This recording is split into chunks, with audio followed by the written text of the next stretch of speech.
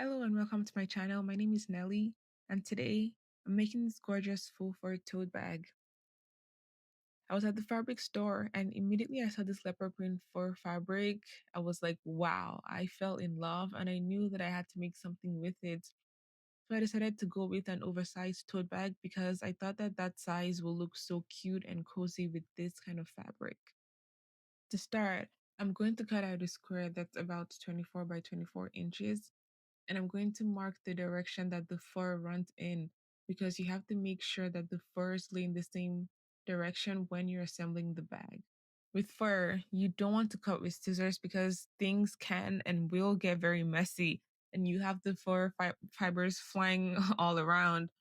So it's always best to use a razor or an X-Acto knife. In my case, I'm going to use this razor for shaping eyebrows, and I'll just cut through the back of the fabric until I get my desired square. Once that's done, the next step is to cut out 3 by 3 inches from the corners of the square in order to create boxed corners.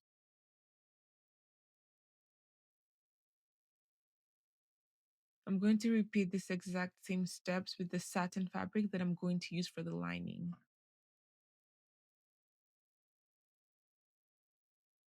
Next up, I'll be laying some fusible fleece over the main fabric, and I'll just cut it in the exact same shape as the fur fabric.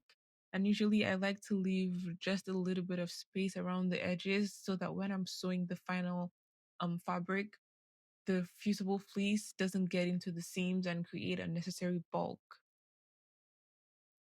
I will then attach the fusible fleece to my main fabric by laying the rough side down onto the back of the fabric, and then I'll spray some water and then I'll iron it on to my main fabric. After I've cut out the fabric that I'm going to use for the handles, I'm going to locate the middle of the fabric and I'll flip the edges so that they meet in the middle, and then I'll fold it again and clip the final edges together and sew straight down to create the handles for my bag.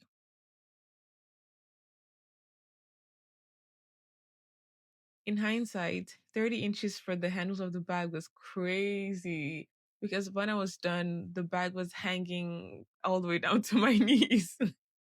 But it's fine. It doesn't really matter. And I don't mind the look anyway, because it gives like a really nice streetwear vibe. But it's just something to keep in mind if you're following my dimensions. You, especially if you're short like me, you don't want to, you don't want 30-inch handles for your tote bag. But if you're tall, it works out perfectly. So after that, I'm going to attach the handles to the fur fabric by measuring about 6 inches from the edges.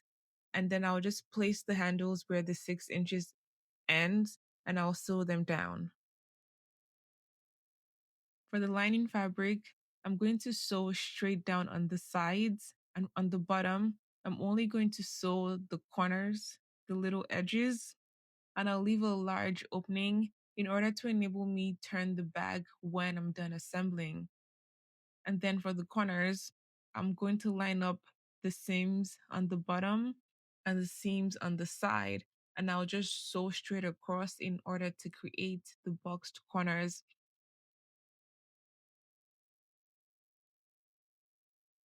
For the main fabric, I'll do the exact same thing, but I'm going to completely sew the bottom and not leave any opening at all.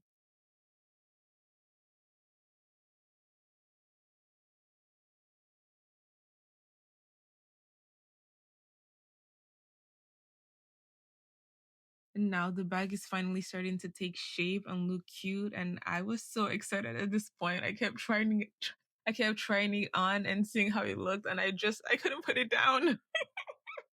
I didn't want to take it off at all. But eventually I had to, so I can finish sewing it. So now with the right sides touching each other, I'm going to place the lining fabric into the main fabric while ensuring that they are lined up at the seams. And using the 3/8 marking on my machine as my seam allowance, I'm going to sew all around the opening of the bag in order to attach the main fabric and the lining fabric. Next, I'm going to attach the bottom of the lining to the bottom of the fur fabric so that the lining isn't constantly moving when I'm trying to pull stuff out of the tote bag. I do this by taking the lining piece and matching its corners to the corners of the main fabric like so.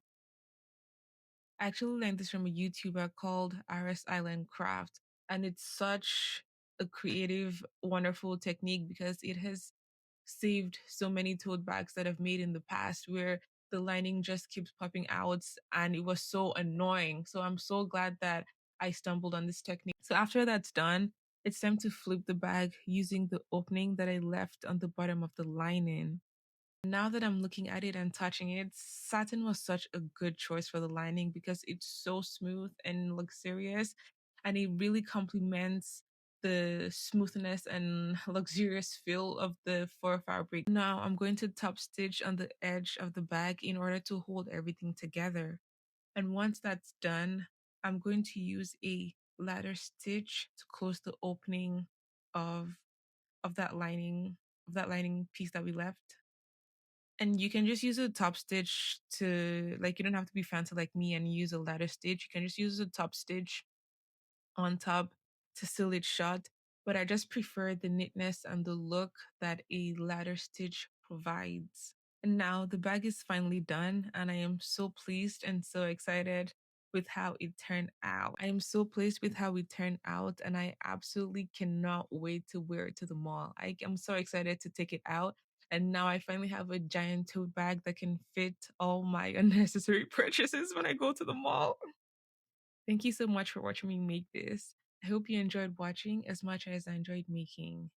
I'll see you in the next craft video. Bye.